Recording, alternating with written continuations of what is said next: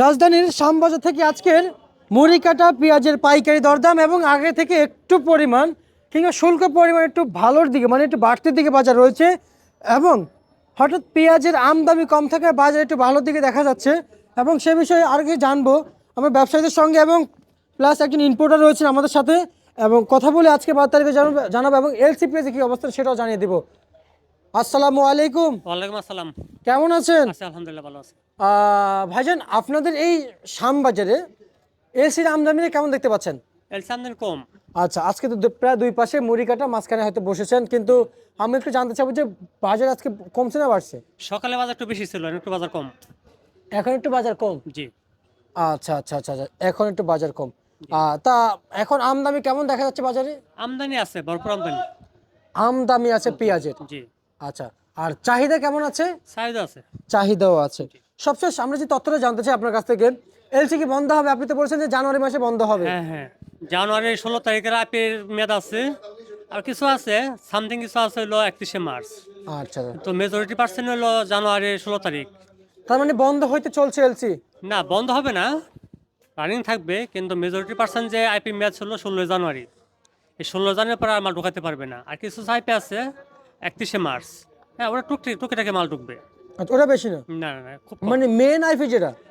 Main IP না, মানে যারা 15 ডিসেম্বর আগে যে মাল আইপি দিছিল ওটা ছিল হলো 31শে মার্চ।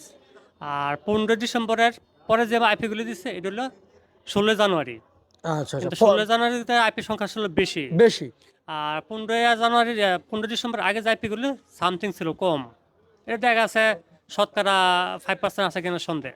আচ্ছা, তার মানে আমরা যেটা বুঝতে পারছি, নজরুল ভাই আপনি তো কিনা আমদানি কারক, জি আপনি তো এখন এলসি আমদানি করেন না? জি করি। কই এলসি তো দেখতে পাচ্ছি না। না, তো মুড়ি কাটার সিজন তো ঢাকা এলসিটা কম চলে। কম চলে, জি, ঢাকার বাইরে পাঠায় দেয়। ঢাকার বাইরে চলে।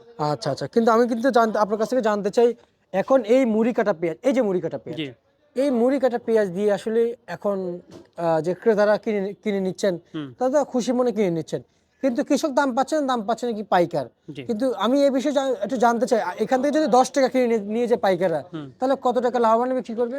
ওরা সর্বোচ্চ 10টা লাভ করলে না, কিন্তু তারা 10টা তো লাভ করে না। আমরা বিক্রি 40-42 টাকা, বিক্রি করে 60 টাকা। 60 টাকা? জি আচ্ছা, তাহলে বেশি হয়ে যায়। জি। আচ্ছা, আপনার কাছে কেমন মনে হচ্ছে, এটা কি আসলে কি অতিরিক্ত বেশি? এটা অতিরিক্ত বেশি, কারণ এরা 2-3-5টা লাভ করলে এনাফ। এনাফ। আমরা পার কেজিতে আমরা আরো দিন 1 টাকা, 1 টাকা তারা 5টা লাভ করো, সেটা মানে ভোক্তার জন্য একটু ভালো হয়। মানে কিন্তু সাধারণ যে কৃষকের বিক্রি হচ্ছে 40 টাকা, এরা বিক্রি হচ্ছে 60 টাকা। 60 টাকা? তবে পার কেজিতে প্রায় 20 টাকা লাভ করতেছে, বোধ শতপক্ষী যারা পার কেজি 20 টাকা লাভ করতেছে। এটা কি তাহলে কি জুলুম হয়ে যাচ্ছে? অবশ্যই জুলুম হচ্ছে। আচ্ছা, আপনি বলছেন জুলুম হয়ে যাচ্ছে। জি তো এখন যদি জুলুমই হয়ে যায়, জি। তাহলে আমি যদি বলি এখন কি অবস্থানে আছে, যেমন কৃষকরা যদি একটু জানাইতেন। না, কৃষকরা খুব খারাপ অবস্থার মধ্যে আছে। পেঁয়াজের বাজার যদি মানে 50 থেকে 60টার ভিতরে থাকতো, এটা স্ট্যান্ডার্ড বাজার ছিল। 50 আচ্ছা থেকে আচ্ছা, 60টা থাকলে কৃষকের খুশি থাকতো, সাধারণ ভোক্তা খুশি থাকতো। খুশি থাকতো। কিন্তু বর্তমান যে বাজার, মানে মান বেঁধে 38 টাকার থেকে নিয়ে সর্বোচ্চ বাজার 42-45 টাকা। কিন্তু এখন বাজার আরেকটু কম। সকালে বিক্রি হচ্ছে 45-40, এখন বিক্রি 40-42।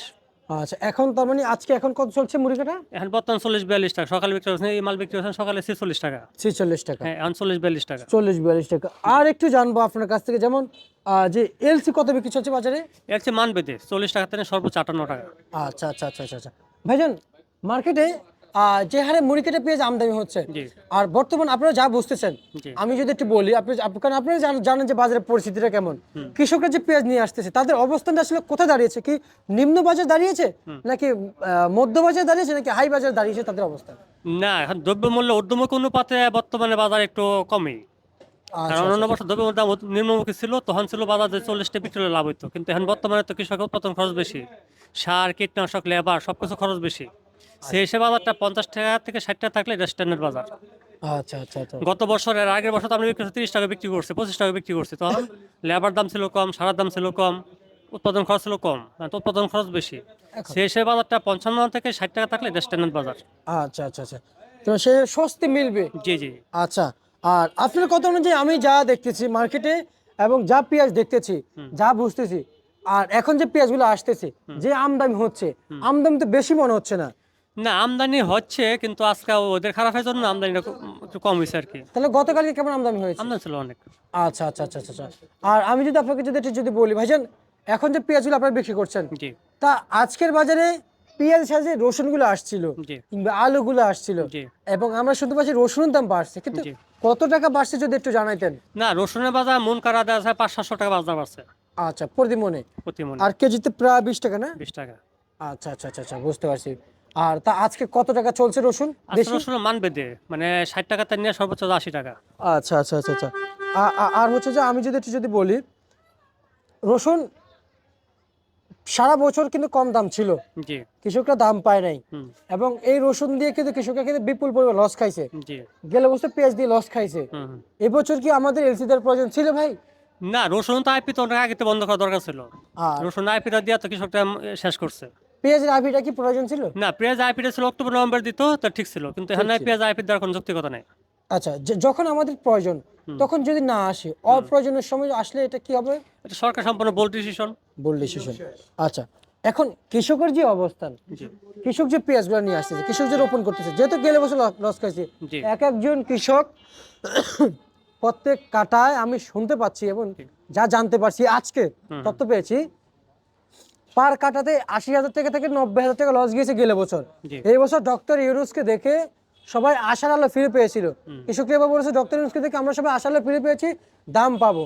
কিন্তু হঠাৎ ডক্টর ইউনূস যে আসলে এলসির জন্য পারমিশন দিয়ে দিবে, বাণিজ্য মন্ত্রণালয় যতই উনি হোক না কেন, আগে তো পারমিশন লাগবে উপর থেকে, জি তখনই তো আমদানি করতে পারবে। কিন্তু ডক্টর ইউনূস কিভাবে পারলো পারমিশন দিতে, আর কিভাবে পারলো কৃষকের ক্ষতি করতে?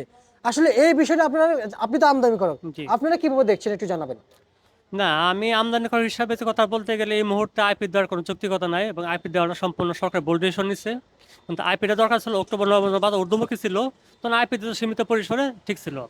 কিন্তু যে ডিসেম্বরে যে আইপি দেওয়াটা, সারা বছরে ডিসেম্বরে আইপি বন্ধ করে, আর এবছর ডিসেম্বরে আইপি দিচ্ছে।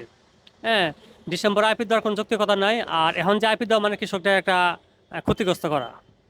আচ্ছা আচ্ছা আচ্ছা। কৃষকরা একটা ক্ষতিগ্রস্ত জি, করা। এই মুহূর্তে যে আইপিটা বন্ধ করে তো বাজার 55 টাকা, 50 থেকে 55, 60 টাকা বাজার থাকবে, এটা একটা স্ট্যান্ডার্ড বাজার।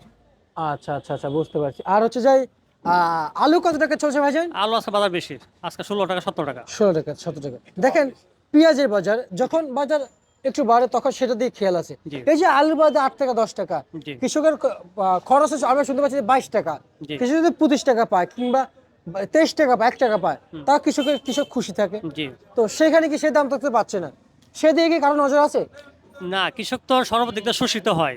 হ্যাঁ, কৃষক তো, আমরা কৃষি প্রধান দেশ, আমরা কৃষককে বাঁচাতে হবে। সেই হিসাবে দ্রব্যমূল্য যেত মানে ঊর্ধ্বমুখী, সেই হিসাবে পেঁয়াজের বাজার তো ঊর্ধ্বমুখী থাকা দরকার ছিল।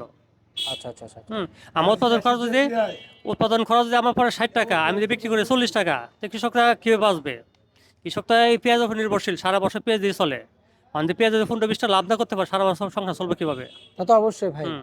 কারণ এক একজন, এক একটা ফ্যামিলি যদি মানুষ একজনের, তাও 10,000 টাকা জি লাগে। জি আর যদি, কারণ কৃষকের ঘরে তো ছেলে সন্তান মানে অনেক অনেক বেশি। জি জি যেমন আমি যদি বলি, কৃষক হয়তো প্রত্যেকটা কৃষকের ছেলে পেলে আমরা যেখানে পড়াশোনা করছে, হুম কারণ আমরা যেটুকু জানি যে কৃষকের সন্তানরা কিন্তু ভালো ভালো পর্যায়ে কিন্তু যায়, হুম গিয়ে দাঁড়ায়, জি তাই না? কিন্তু এক একজন ঘরে যেমন 2জন 3জন করে পড়াশোনা করছে, কেউ আবার কৃষকরা ঢাকায় পড়াচ্ছে, হুম মানে সে পড়াশোনা খরচ চালাতে হিমশিম খেয়ে যাচ্ছে। কিন্তু এইভাবে আসলে কৃষকরা তো আসলে খুব বিভাগে পড়ে যায়, জি। তো কৃষকরা তো সামনে আগাইতে পারছে না। না, এখন বর্তমান যে অবস্থা, এটা আসলে বলা ঠিক না। তারপর বলতে হয়, একটু আগে যে আপনি বললেন যে ডক্টর ইউনূসের কথা বললেন, ডক্টর ইউনূস হলো সুদের ব্যবসা করে। ডক্টর সুদের ব্যবসা করে, সে যদি কৃষকদের ক্ষতিগ্রস্ত হয় তার কাছে ঋণ নিবে, সুদের উপরে আকৃষ্ট হবে মানুষ। যে কৃষক যদি স্বাবলম্বী থাকে, ঋণের মাঝে যাবে না। কিন্তু কৃষকরা তো সুদ দিয়েও দিচ্ছে না, আপনি যে না বলছেন। না, এখন যে বর্তমান যে অবস্থা করছে, ডক্টর ইউনূস যে বলে থাকেন যে আইপির ব্যাপারটা, যদি কৃষক যদি মরে যা, কৃষক ক্ষতিগ্রস্ত হয়, কৃষক অবশ্যই লোনের দিকে আকৃষ্ট হবে। আর যদি কৃষকদের স্বাবলম্বী থাকে, কৃষক তো লোন করতে যাবে না। সেই হিসাবে কৃষকের স্বার্থ চিন্তা করলে এই মুহূর্তে বারে মাল নাই না, যে দ্রব্যমূল্যের নিম্নমুক্তি করুক, আর পেঁয়াজের বাজারটা একটু ঊর্ধ্বমুখী হোক, কৃষক ভালো থাকবে। আচ্ছা আচ্ছা, ঠিক আছে, আপনাকে ধন্যবাদ। এই ছিল আজকে সর্বশেষ বাজার থেকে ঢাকা থেকে আজকের বাজার আপডেট।